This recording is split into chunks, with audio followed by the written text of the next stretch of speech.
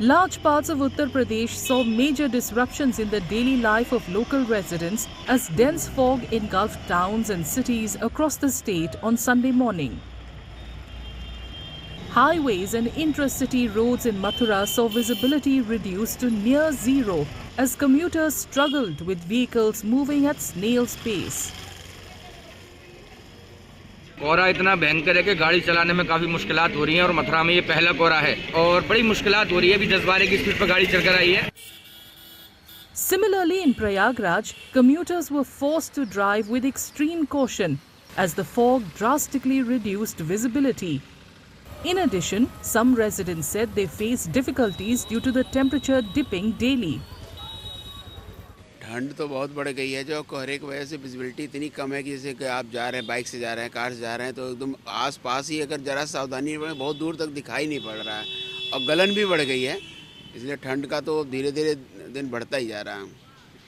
बहुत दिक्कत हो रही है ठंड से जो है। समय ठंड कोहरे की आ रही है कि लोगों को गाड़ी चलाना मुश्किल हो रहा है। मतलब धुंध इतना हो गया कि गाड़ी सामने नहीं दिखता कि आदमी क्या है क्या नहीं है। और अभी ये ठंड बढ़ेगी। अब ठंड बढ़ने का मौसम ही आ गया है और जो इस समय कोहरा उससे विजिबिलिटी ज़्यादा डाउन हो गई है और लोगों के अंदर गलन महसूस हो रही है। ज़रूरत पड़े तो ही लोग घर से भी निकलें, जब सूर्योदय हो जाए, अच्छे हो जाए, तब अपने काम में धाम में निकलें। बाकी अपने को परेशानी से बचाएं।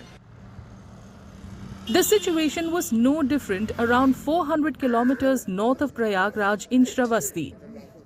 With severe cold setting in, many people resorted to the traditional way of keeping themselves warm, huddle around street-side bonfires. ज़्यादा कोहरा है कि मुझे रास्ता नहीं दिख रहा है।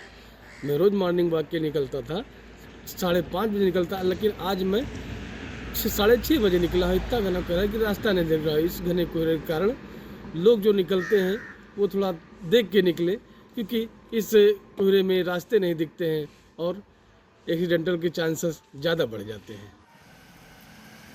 In smaller towns like Balia and Mao, the dense fog and cold weather disrupted the morning routines of local residents, with many preferring to stay indoors.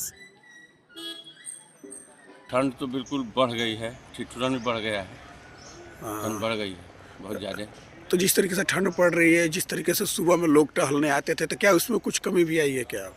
टहलने वाले लोगों में ज़्यादा कमी आ गई है। खास करके जो 50 प्लस के लोग थे वो लोग कम हो गए हैं। जो हार्ट के मरीज थे वो लोग कम हो गए हैं। मऊ में आज बहुत ज़्यादा ठंड है, कोहरा भी है। तो आप लोग कहाँ निकले हैं? टहलने के लिए निकले हैं। अच्छा। रोज 5 बजे निकलते हैं, आज 7 बजे ठंड की वजह से लेट निकले हैं। But while in some parts people complained about the severe fog disrupting their daily lives, in a few places like Varanasi, the weather conditions added to the charm. Many tourists visited the temple town's ghats on Sunday to enjoy the scenic beauty of the area.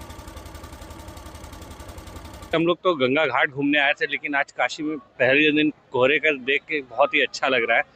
ये कोहरा घाटों की सुंदरता को और अच्छा बना रहा है। तो मतलब चारों तरफ कोहरा ही कोहरा है। आप देख सकते हैं, जैसे देखिए अगल बगल के यहाँ तक के नाव भी नहीं दिख रहे हैं, ना घाट दिख रहे हैं। एक दूसरे का घाट दिखता ही नहीं है, एक दूसरे से जुड़ा घाट।